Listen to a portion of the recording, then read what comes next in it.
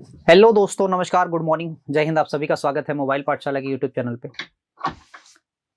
देखो, जीडी का ये कुल मिला के चौथा, आप चाहे इसको प्रीवियस ईयर पेपर कह लो या फिर इसको आप मॉक टेस्ट कह लो, क्योंकि ऐसी ऐसी जगह से सवाल उठाए गए हैं जो आपके खुद आपके प्रीवियस ईयर पेपर में पूछे गए हैं, बट किसी एक जगह से नहीं उठाए गए हैं, अलग अलग जगह से ये चीजें उठाई गई हैं। बहुत अच्छे अच्छे सवाल हैं, बहुत प्यारे प्यारे सवाल हैं।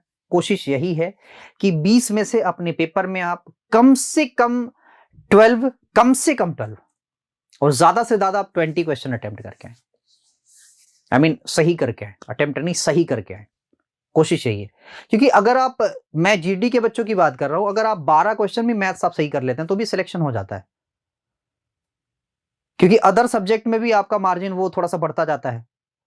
तो अगर कुल मिला के 12 12 12 करके आप चारों में कर लें सही, तो भी सिलेक्शन पक्का है आपका। तो मैं सिर्फ 12 ही पकड़ रहा हूं, और मुझे नहीं लगता कि, जैसे मैं जानता हूं कि जीडी के बच्चों का मैथ्स कैसा होता है, तो उतना ही मैं पकड़ के चल रहा हूं।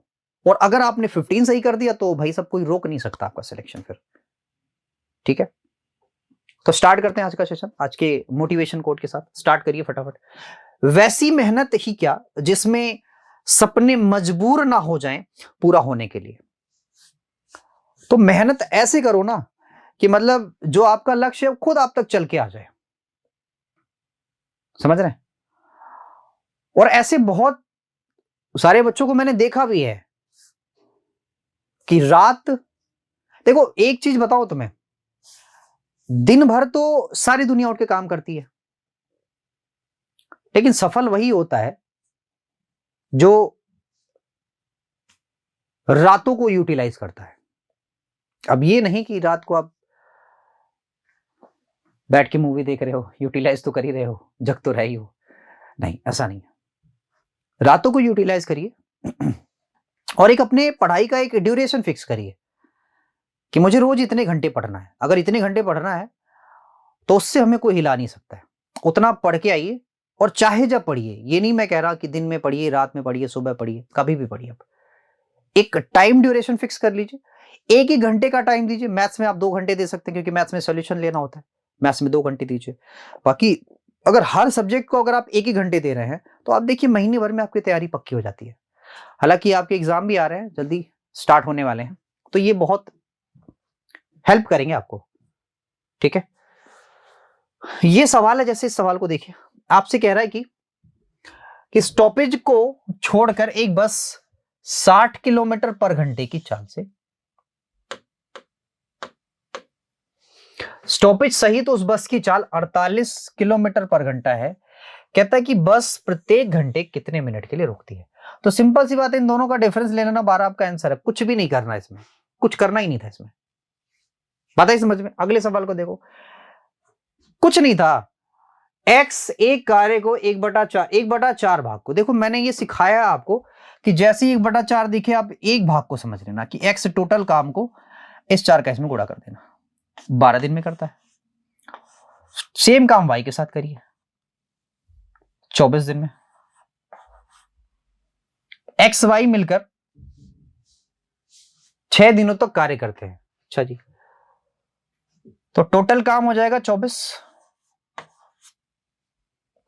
ये हो जाएगा 2, ये हो जाएगा 1।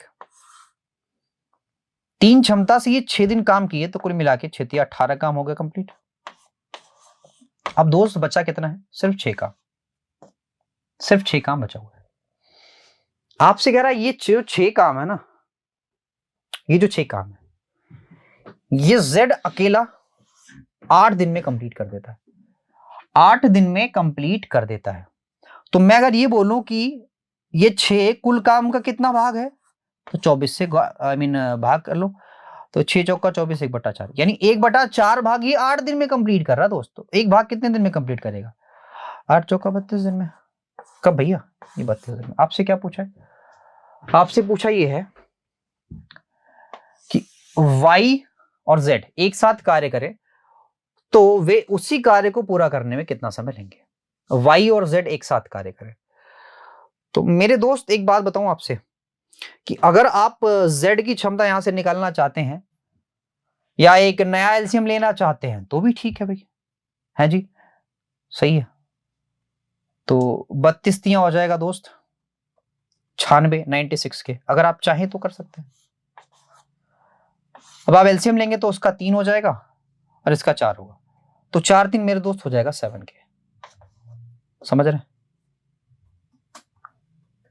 7 के हो जाएगा। और 13 सतह 91 होता है, 91 और 5 होता है 96 बाई 7, ये आपका उत्तर है। ठीक है जी,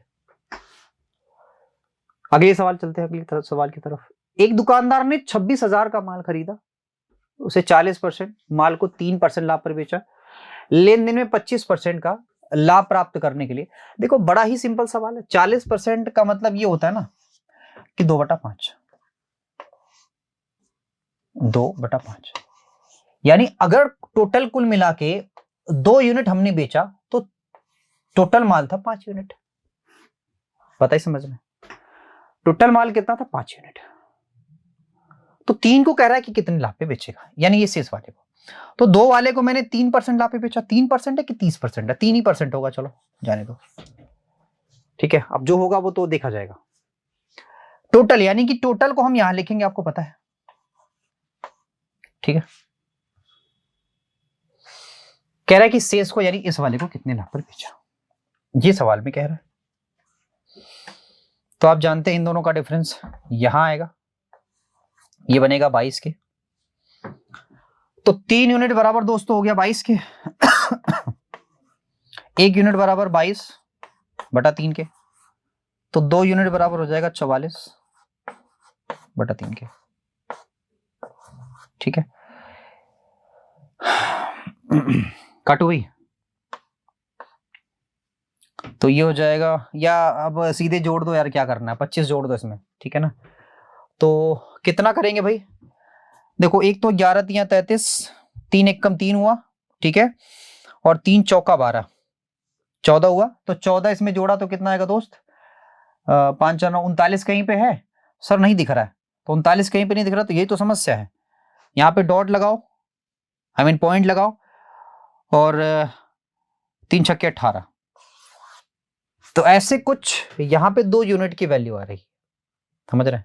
14.6। अब इसमें इसको जोड़ेंगे तो आएगा कुल मिला के पॉइंट का 6, 5 4 9, तो 39.6 इतने परसेंट लाभ पर बेचेंगे। तो यहाँ पे ऑप्शन नहीं है, तो मुझे लग रहा है ना वहां पे कुछ दिक्कत है, बस और कुछ भी नहीं है। 3% लाभ वाले में, समझ रहे? आगे बढ़ते हैं। वैसे जो आपका सवाल का आंसर निकला वो बिल्कुल करेक्ट है। एक धावक है 14 सेंटीमीटर त्रिज्या वाले 14 मीटर त्रिज्या वाले वृत्ताकार मैदान पर 8 चक्कर लगाने में 2 मिनट 56 सेकंड का समय लेता है, उसकी चाल बताओ। तो सबसे पहले ये तो निकालो उसने कितना दूरी कवर किया है। तो दूरी अपने परिधि के बराबर कवर करेगी वो, क्योंकि भाई वृत्ताकार मार्ग है तो 2πr के बराबर कवर करेंगे। और गुणे जितना चक्कर लगाया है उसका गुणा कर लेना। तो 8 हुआ गुणा 2 हुआ गुणा 22/7। त्रिज्या कितना है दोस्त? 14। तो 7 दूना 14 हो गया 2। आपको पता है कि ये डिस्टेंस हो जाती है, तो आपको ये बताना है मेरे भाई कि चाल क्या होगा। इससे डिवाइड कर दो, यानी कि 2। अच्छा, 56 मिनट 56 सेकंड है, 2 मिनट 56 सेकंड है, तो आप इसको चेंज कर लो मिनट में। अच्छा, इसको सेकंड में चेंज करना, सॉरी सॉरी। सुनो, ये हो जाएगा 7 दूना 120 और ये 56, तो 6 5 2 7 176।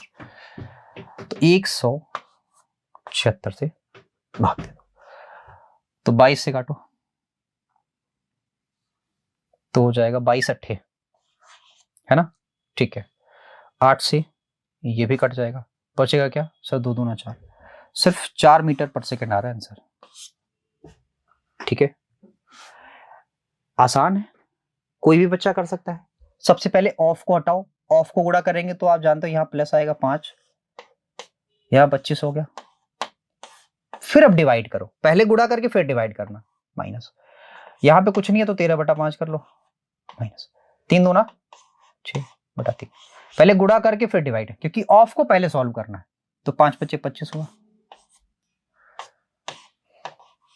5 5 10 में से 2 गया 8 माइनस 13/5।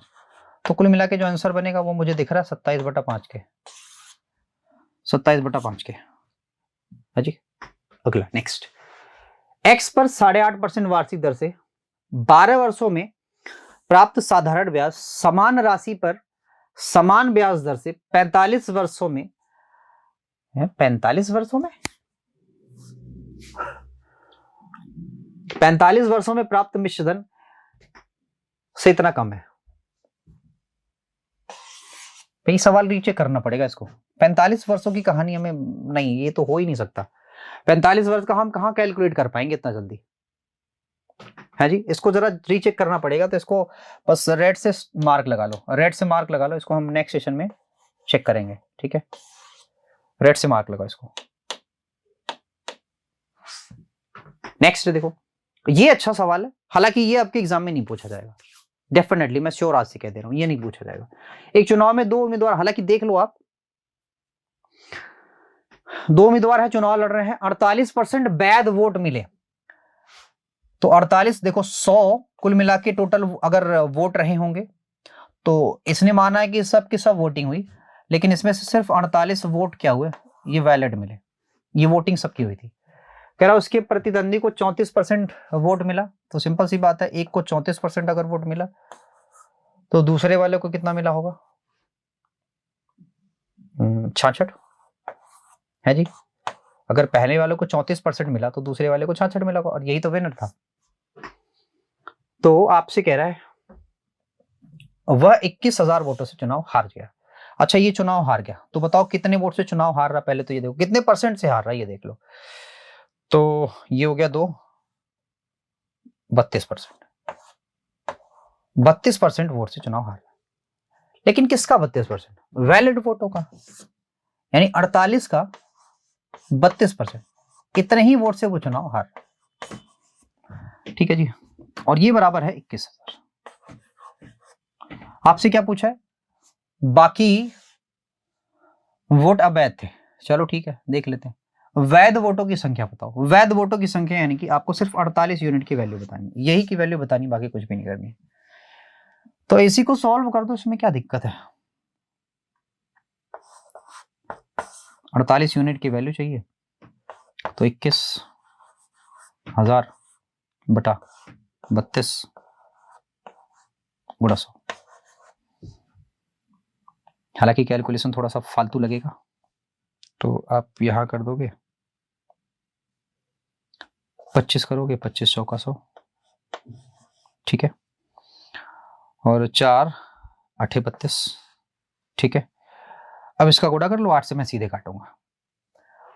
तो 000, 25 से कम 25 के 5, 25 दूना 50 और 2 52, 8 से सीधे काटो, 8 से काटूंगा तो 8 छक्का 48।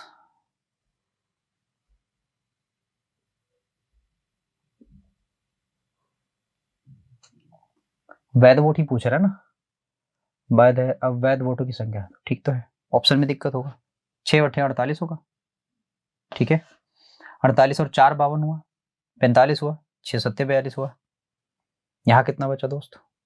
या हो सकता है ना कि ये वैध वोट ना बोल के वो टोटल वोट पूछा हो, है ना। ऐसा हो सकता है कि वो टोटल वोट पूछा हो, बट जो पूछा वही तो हम निकालेंगे ना। तो यहां हो गया 3 और 6 8 3 24, ठीक है। 8 3 24 हुआ और बच गया 60, 8 7 56 हुआ, ठीक है। और यहाँ 5 हो गया। तो जो पूछा है हम सिर्फ उसी पे कॉन्सेंट्रेट करेंगे। तो आपसे पूछा है कि वैध वोट कितने, वैध वोट हमारे पास 48 यूनिट थे, और 48 यूनिट की वैल्यू कितनी आई है 67375। इस पे नहीं जाना है, वो उस पे कॉन्सेंट्रेट करना है। आपसे अगर 100 यूनिट की वैल्यू पूछा था तो कहानी कुछ अलग होती, ठीक है। नेक्स्ट, एक वस्तु को 630 में बेचा जाता है, 12.5% की हानि होती है। यदि वस्तु को 840 में बेचा जाता है तो लाभ या हानि परसेंट बताओ। देखो भाई, कह रहा है कि पहले अगर 630 में बेचा जाता है, ठीक है, तो कह रहा 12.5% की हानि होती है। भाई 12.5% के फ्रैक्शन आप सभी लोग जानते हैं 1/8 होगा, यानी 8 की वस्तु को 7 में बेचा गया, तो 1 यूनिट की वैल्यू दोस्त हो जाएगी कितनी, 90 के। 8 की वैल्यू कितनी जाएगी, 720 के। तो 720 की चीज को कितने में बेचा गया, 840 में। सिंपल सी बात है, 120 का हमें क्या लिया गया, लाभ। किस पे, 720 पे। तो ये गया 12 छक्के 72, 1/6। 1/6 को आप क्या बोलते हो, 16 से 2/3। 16 से 2/3 का लाभ हो रहा है। नेक्स्ट, 4 संख्याओं का औसत है, पहली संख्या शेष 3 संख्याओं के योगफल की, शेष 3 संख्याओं के योगफल की। तो शेष 3 संख्याओं का योगफल अगर 3 हुआ तो वो वाली संख्या, मतलब अगर मैं एक संख्या को a मान लूं और बाकी की 3 संख्याओं को b plus c plus d अगर बोलूं, तो इनका जो सम है वो 3 होगा और इसका क्या होगा, 1 होगा। ठीक है, आपसे कह रहा है चारों संख्याओं का जो औसत है वो ये है, तो पहली संख्या बतानी है। तो भाई 4 आप इनको जोड़ लो, यानी कि 4/4, ये हो गया औसत, ये बराबर हो गया 60 के। तो सिंपल सी बात है, 1 यूनिट बराबर 60 ही आया है, और आपको 1 ही यूनिट की वैल्यू चाहिए, तो 60 आपका उत्तर हो जाएगा। 1 यूनिट की वैल्यू चाहिए ना, देखो a क्या है, एक संख्या है, पहली संख्या है, और इसकी वैल्यू क्या है, 1 यूनिट, तो 1 यूनिट का आंसर होगा 60।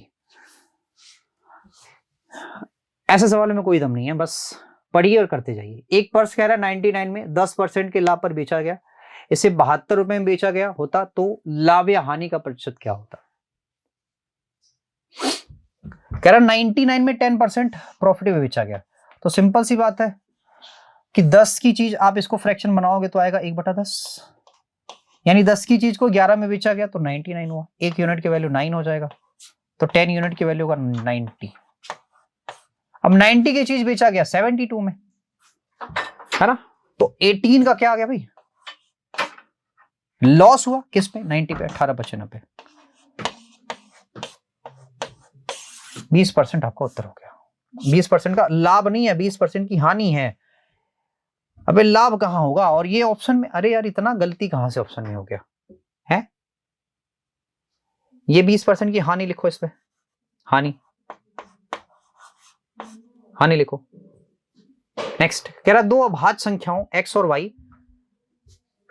कोई बात नहीं है, आपसे कह रहा है लघुत्तम ये है, लघुत्तम है 2, 5, 3। कह रहा है x y में अंतर बताओ। कह रहा है कि 2 अभाज्य संख्या है, ये अभाज्य दोनों है, तो अभाज्य होने का ये मतलब है कि ये दोनों का मल्टीप्लाई है ना, मल्टीप्लाई है ना भाई। ठीक है, तो आप देखो कि ये दोनों किससे कट रहे हैं, आप ये देखो ये दोनों किससे कट रहे हैं। तो एक बात बताओ, ये किसके करीब है सर, किसके स्क्वायर के करीब है बताओ, तो ये 16 के स्क्वायर के करीब है। 16 से नीचे जितने प्राइम नंबर है सबको लिख लो, तो 16 से नीचे एक 13 होगा, क्या 13 से ये कट रहा, देख लो पहले, 13 एक कम 13 हुआ, बचा कितना, 12, नहीं कटेगा। 11, क्या 11 से कटेगा, 11 दूना 22, बिल्कुल कट जाएगा, 11 से काटो, 11 दूना 22, 11 तिया 33, इन दोनों का आपको क्या करना है, डिफरेंस निकालना, तो डिफरेंस 12 आएगा, डिफरेंस क्या आएगा, 12।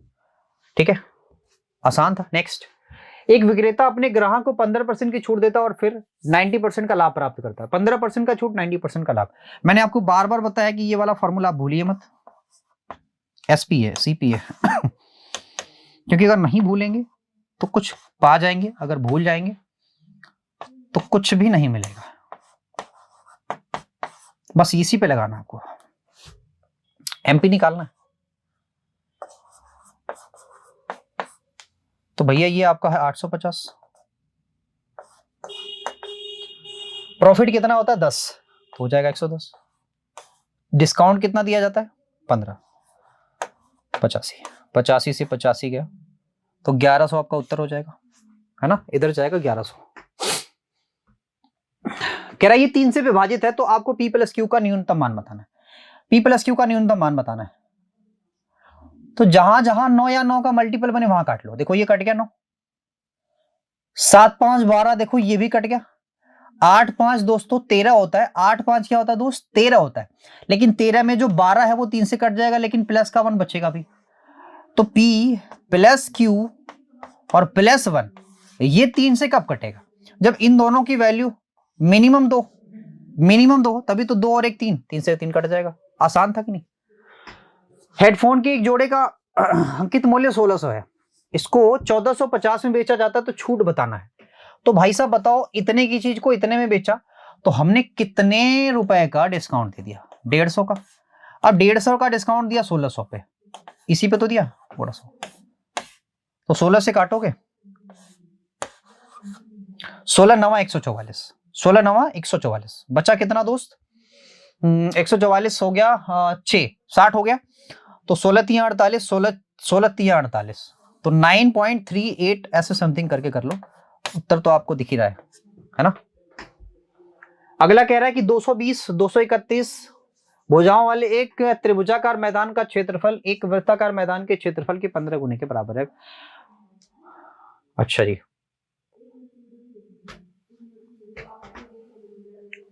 अच्छा भैया, तो आपको बताना है वृत्ताकार मैदान का व्यास, वृत्ताकार मैदान का व्यास बताना। देखो दोस्तों, पहली बात तो यह है कि हमें इनका एरिया निकालना पड़ेगा, ठीक है। तो एरिया हेरोन्स फॉर्मूला से निकाल लेना, मैं बता देता हूं। ये होता है Heron's formula S minus A, S minus B, S minus C, इससे आप करके एरिया निकाल लेंगे और इसको 15 गुना पाई आर स्क्वायर के बराबर कर देंगे, ठीक है। क्या ऐसे बराबर कर देंगे, पाई की वैल्यू रख दीजिएगा, आर की वैल्यू आ जाएगी, आप करिएगा, नहीं आएगा तो फिर मुझे बताना। आपसे पहले देखो, ये है इम्प्रॉपर फ्रैक्शन है, इसको प्रॉपर में बनाओ। आई मीन ये ऐसी चीजें नहीं, ऐसी रेशियो में नहीं आती, रेशियो इंटीजर में होता है, इंटीजर बनाओ। तो इन सभी का क्या ले लो, एलसीएम, एलसीएम 30 होगा, तो यहां 20 हुआ, 30 से जब 5 काटोगे तो 6 3 18 हुआ, 6 पंजे 30, 5 25 25 हुआ। आपसे पूछ रहा है कि ए और सी का अंतर, तो 5 यूनिट, इसी 5 यूनिट की वैल्यू चाहिए, सबको जोड़ लो भैया। तो 5 क्या करें, 5 8 5 13 के 3 हुआ, 6 होगा, 63 हो गया, ये 14 175 होगा। तो 7 से काटो, 7 दूना 14, 7 दूना 14, 7 5 35, 9 से काटो, तो 9 दूना 18, 9 दूना 18 और 9 5 45, एक यूनिट की वैल्यू इतनी आ गई। तो 5 ही यूनिट की तो वैल्यू चाहिए, तो 5 25 25 के 5, 5 25 25, 5 दूना 10, 10 2 12 के 2, 5 दूना 10 और 11, तो 11 25 आपका उत्तर है, ये वाला देखो, है ना। अच्छा था, बढ़िया था। वनीता ने 12,000 की धनराशि 9% की साधारण वार्षिक ब्याज की दर से एक निश्चित अवधि के लिए निवेशित करती है, जिस पर उसे इतना मिश्रधन प्राप्त होता है, तो उपरोक्त कितने वर्ष के लिए? तो साधारण ब्याज की बात है, तो सिंपल सी बात है, आप एक काम करो, पहले ये देखो कि कितना ब्याज प्राप्त हुआ है, तो 12 और 6 18, 6,480। तो आप जानते हैं कि यहां से 9 से भाग दे दो, ध्यान से सुनिए मेरी बात, 9 से भाग क्यों देंगे? RT% बराबर ये तो होता है ब्याज। अभी देखो एक काम करो, 100% की वैल्यू इतनी है, तो 9% की वैल्यू कितनी होगी ये मुझे बताओ। 100% की वैल्यू इतनी, तो 9% की वैल्यू 12, 120 गुणा 9, ये 9% की वैल्यू आएगी। 100% की वैल्यू हुआ तो 9% की वैल्यू इतनी आएगी, ठीक है। तो 9%, आर की वैल्यू 9% होती है, और गुणा ये टी है, तो टी की वैल्यू कितनी होगी, ये 9% से भाग दो, और 9% की वैल्यू कितनी है, 120 गुणा 9, तो ये तो कट जाएगा, गुणा 9 है, 90 नहीं है,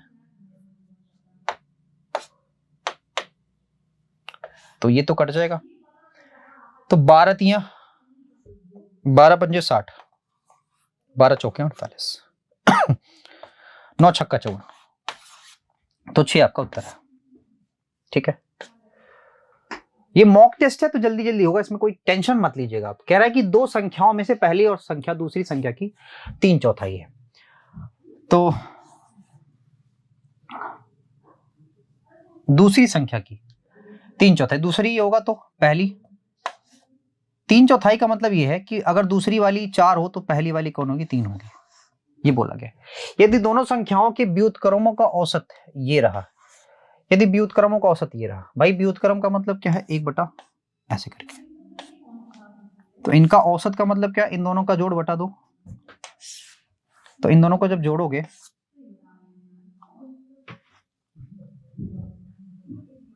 हाँ जी, जब इन दोनों को जोड़ोगे तो आएगा 4 3 7 बटा 12 और गुणा 2, तो 12 दूना 24।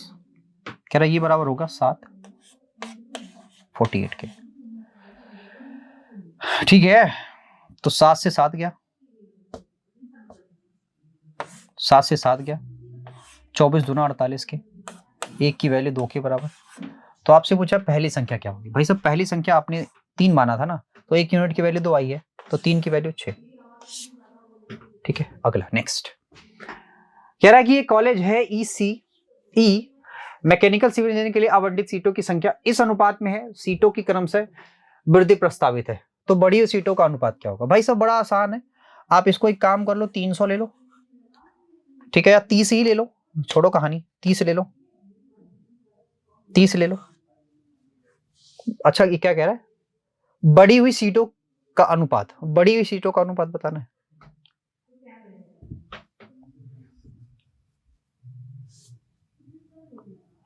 तो इसमें का 20% निकालो पहले, तो 20% अगर निकलेगा तो 3 दूना 6, 3 दूना 6। इसका 35% निकालोगे तो आएगा 4 का 35%, 40 का 35% करो,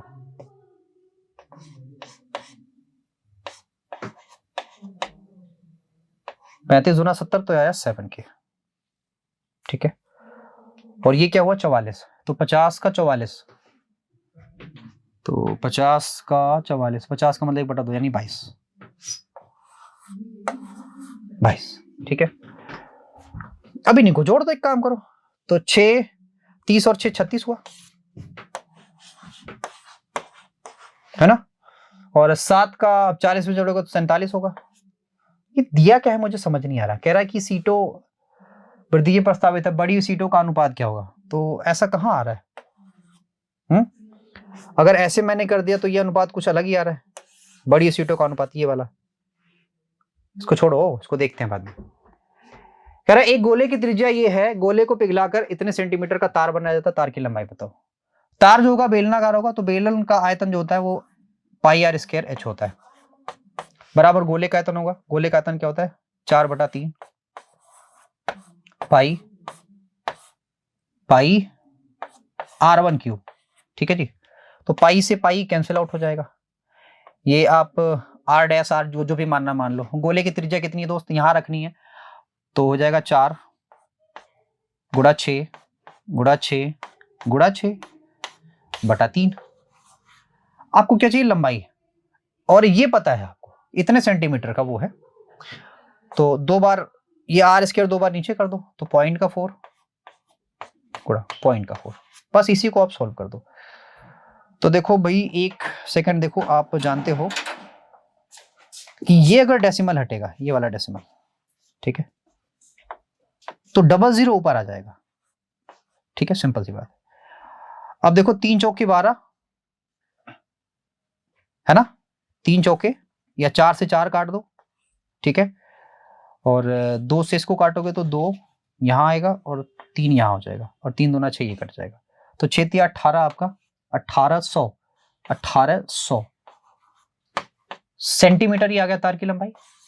अब सेंटीमीटर को अगर आपको मिलीमीटर में बनाना है तो 2 0 हट जाएगा, 18 मीटर, ये आपका उत्तर हो गया।